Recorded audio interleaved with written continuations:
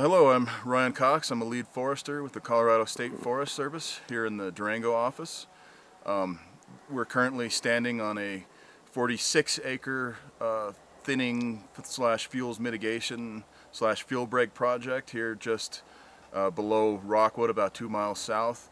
This project is thinning a stand of even-aged ponderosa pine with what was a very dense understory of Rocky Mountain juniper and Gamble oak. The goal of the project is to open up the stand, allow for, if fire were to come back through here, for it to be a beneficial fire, for it to stay on the ground, for it to recycle the nutrients and not have anything catastrophic like a running crown fire. The project was initially 41 acres here on this uphill side, west side of the tracks. We've been able to add 5 more below the tracks, so it's really kind of a fuel break along the rail. It was funded by a program called CAFO, or Community Assistance Funds, adjacent to national forest or grasslands. I put in for that grant originally in 2019, didn't get funded the first time, put in again in 2020. We got funded this time, so this project has been in the preparation planning stages, layout stages for 3 years. We finally got everything on the ground. Most of the thinning is conducted, a little bit more to go.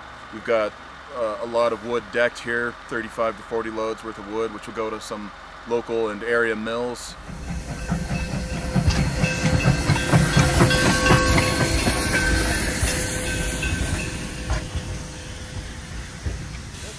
I just wanted to acknowledge and thank the Durango and Silverton Narrow Gauge Railroad. They've been really helpful in this whole process. They donated the time and use of their flatbed cars, as well as the fuel costs, the associated plowing costs. All this time and energy they've completely donated. They were fully on board with this project. They actually offered the use of the flatbed cars for hauling before we had even brought it up or suggested or even thought to ask. So they've just been a fantastic partner in this whole process, and it's been great. So yeah, as you can see, when this tree was young, it had a lot more room to grow. There wasn't nearly as dense in the stand as it is now, or was very recently.